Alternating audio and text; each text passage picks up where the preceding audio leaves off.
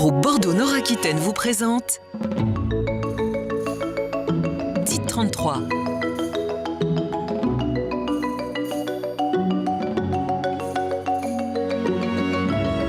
Dites 33.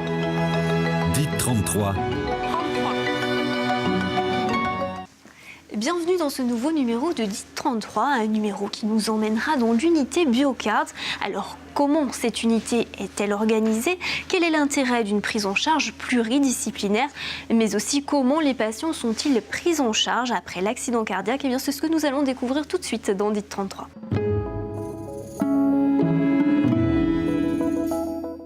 Aline Trinta, vous êtes infirmière coordinatrice de l'unité BioCard. Pour commencer, bien tout simplement, est-ce que vous pouvez nous dire ce que c'est que cette unité BioCard?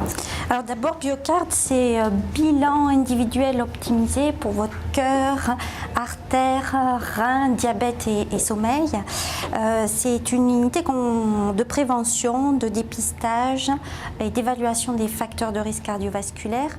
Alors les facteurs de risque cardiovasculaire, c'est le tabac, l'hypertension artérielle, le cholestérol, l'excès de cholestérol, le surpoids, les apnées du sommeil. Et ce qu'on propose à la clinique, c'est un séjour de 2 jours et demi où on fait le point sur ces facteurs de risque, où il y a une évaluation médicale pour donc évaluer le risque global cardiovasculaire, et on y associe des ateliers pour travailler avec les patients sur leurs habitudes de vie. L'émission de cette unité, pour résumer, c'est quoi exactement? Alors l'émission, c'est du côté biomédical, ça va être dépister, analyser, évaluer le risque cardiovasculaire global.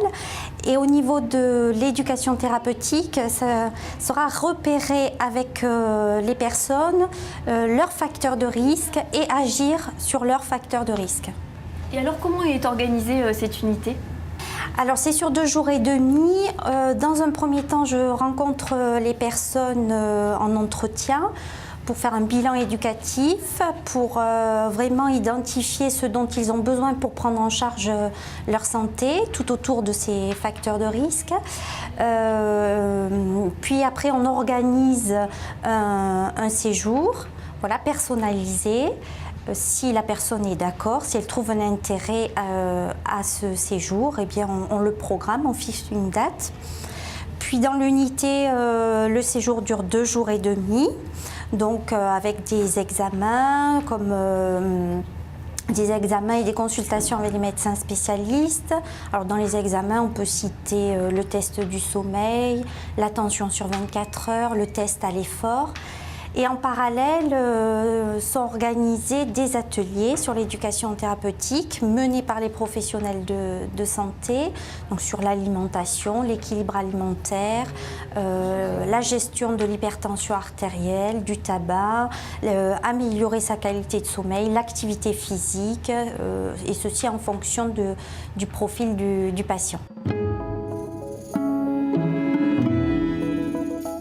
Marie-Christine, Samuel et Michael ont un point commun, celui d'avoir séjourné au sein de l'unité BioCard, un séjour de 2 jours et demi qui a provoqué chez eux une véritable prise de conscience. Je peux dire que j'ignorais pas la nocivité du tabac et de l'alcool et du gras, mais ça m'a permis une prise de conscience. J'ai mis en place 2-3 choses, surtout donc une alimentation légère, en essayant de ne pas être trop frustré, parce que quand on est un peu boulimique, et de revenir en arrière, c'est très difficile.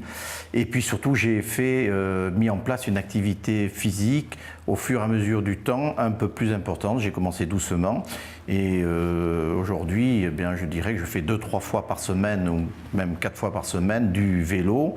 Au début, j'ai fait 15-20 km, maintenant je suis à 40 et je dirais que tout ça s'est bien passé. J'ai déjà perdu 9 kilos. La force de cette unité, c'est sa pluridisciplinarité. Au sein de Biocards, les patients suivent différents ateliers, équilibre alimentaire, atelier physique, atelier sommeil et bien d'autres. Brigitte Mallet-Durand est psychologue et anime l'atelier motivationnel. On reçoit les patients tous ensemble et ça permet d'avoir des partages d'expériences vécues. Souvent, les gens ne soupçonnent pas leur possibilité de mettre en place des nouvelles habitudes et de nouveaux comportements. Très souvent, ils pensent qu'ils ont un manque de volonté, donc c'est aussi repérer des ressources possibles pour mettre en place ce changement. Et il permet surtout, dans la durée, de mettre en place ces changements. C'est-à-dire que quelqu'un qui va commencer à changer ses habitudes alimentaires, qui va mettre une activité physique en place, qui va repérer que quand il est anxieux, il va mettre en place des réponses inadaptées pour un petit peu apaiser ce stress. Une fois qu'il a repéré tout ça, il va au fur et à mesure de son cheminement trouver des résultats et il va y avoir une vraie répercussion sur sa qualité de vie, d'où une grande satisfaction dans la durée. En 2012, 82 patients ont été accueillis au sein de l'unité Biocards.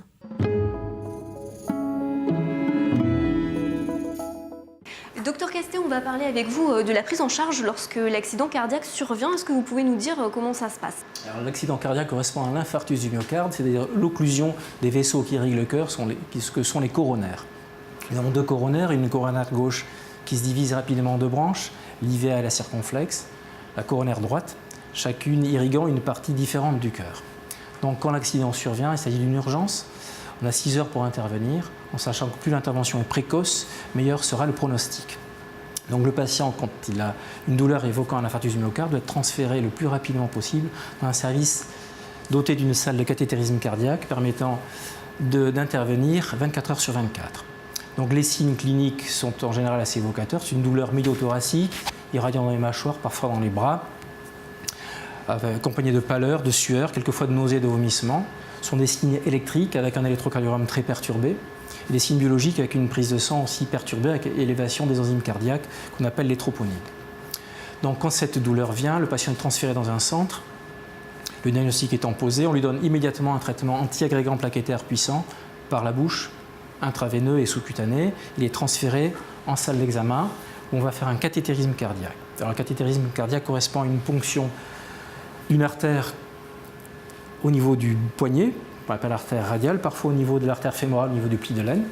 On monte des petites sondes par l'intermédiaire d'un désilé, c'est-à-dire un petit tuyau qui permet de rentrer et de sortir nos sondes sans qu'il y ait de saignement. Par l'intermédiaire de cette sonde, on va opacifier le cœur en envoyant un produit radio-opaque, qu'on appelle le iode, qui est ensuite filmé grâce à une caméra numérisée à rayon X. On voit les images sur un écran. Et qu'est-ce qu'on voit? On voit en général une occlusion de l'artère, c'est-à-dire l'artère bouchée.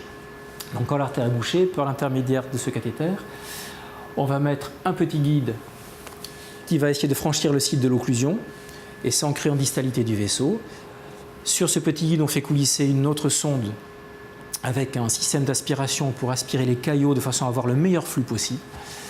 Une fois que la procédure est terminée, on voit en général le rétrécissement qui est sous-jacent et en fonction du diamètre de l'artère et de la longueur du rétrécissement observé, on va mettre un petit ballon qui est toujours sur une autre petite sonde, qui coulisse toujours sur le même petit guide, qu'on va inflater. Ce ballon est aplati, ensuite on va le gonfler dans l'intérieur du vaisseau, de la lumière du vaisseau. On va écraser les plaques d'athérome et le reste de caillots.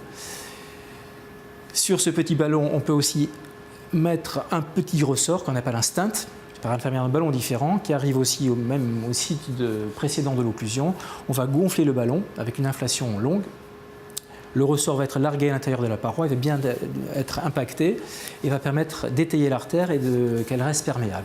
Une fois que l'artère est perméable, on peut espérer de sauver le plus de muscles cardiaques possible et on retransfère ensuite le patient en unité de soins intensifs, où il aura dans les suites un traitement anti-agrégant plaquettaire long à suivre pendant 6 mois à 1 an, accompagné d'autres traitements médicaux qu'il faudra qu'il prenne de façon très régulière.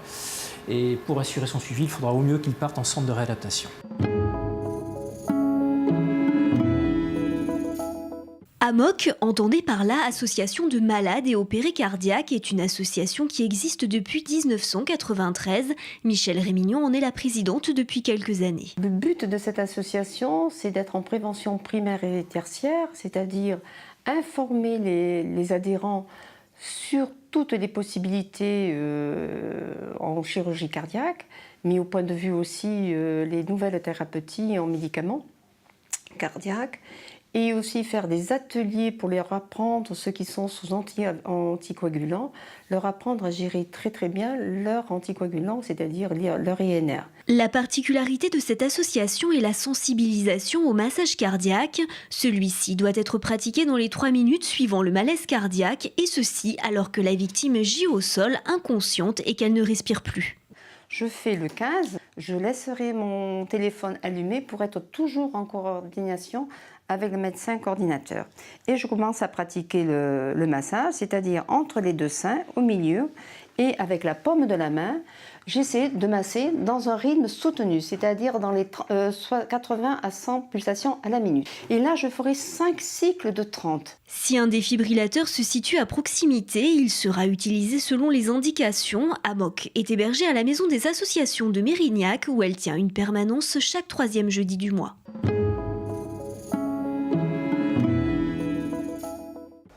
On va conclure cette émission avec vous, Dr Girardot. Alors vous êtes l'une des personnes à l'origine de BioCard. Est-ce que vous pouvez nous parler de cette unité? Comment est-ce qu'elle a vu le jour? Écoutez, il y a quelques années, on s'était un petit peu posé la question de savoir comment on pouvait mieux travailler ensemble, parce qu'on était tous des acteurs impliqués dans la prévention cardiovasculaire, mais on faisait tous un peu de la prévention par petits bouts, chacun de son côté. Et on s'est dit qu'en réunissant ensemble nos compétences, et puis en essayant justement d'avoir un outil commun, d'avoir une structure commune, et puis une organisation ensemble pluridisciplinaire, on essaierait d'avoir une meilleure approche de la prévention. Et alors justement, cette pluridisciplinarité, qu'est-ce qu'elle donne au final? Elle donne une vue non pas monocéphale, mais multicéphale, c'est-à-dire qu'on est tous à réfléchir sur le patient, à essayer de comprendre toute sa problématique, parce qu'un patient, c'est pas un peu de diabète, de l'hypertension ou autre chose. Il y a une globalité, un patient c'est un tout. On parle beaucoup maintenant de ce qu'on appelle de syndrome métabolique, c'est-à-dire que c'est un ensemble de dysfonctionnements du métabolisme qui fait que le patient va développer un diabète, va développer une hypertension, va développer beaucoup de choses qui vont le mettre dans un risque qui va l'exposer à un problème cardiovasculaire à plus ou moins long terme en fait. Et donc l'intérêt de le prendre en compte ensemble, c'est qu'on appréhende la globalité de ce patient et qu'on va essayer de définir la meilleure prise en charge. Et alors on va parler également de prévention. Quel est l'intérêt justement de la prévention? Ça permet d'éviter des suites davantage compliquées? Oui, exactement. En fait, on va cibler des patients, c'est pas du tout venant, c'est pas du check-up, des personnes qui n'ont pas de problème de santé. C'est déjà des gens qui ont quelque part un peu des problèmes de maladie, mais qui vont nécessiter qu'à travers leurs facteurs de risque, on essaye d'éviter des événements cardiovasculaires, c'est-à-dire qu'on évite des infarctus, des AVC, vous savez, les problèmes d'accidents cérébraux, c'est vraiment des risques très, très lourds et très graves pour eux, pour la société, parce que ça représente des coûts importants. Donc l'intérêt, c'est d'éviter ces événements. C'est la fin de cette émission. On se retrouve dans 15 jours pour un nouveau numéro de DIT 33 consacré à la prise en charge pédiatrique.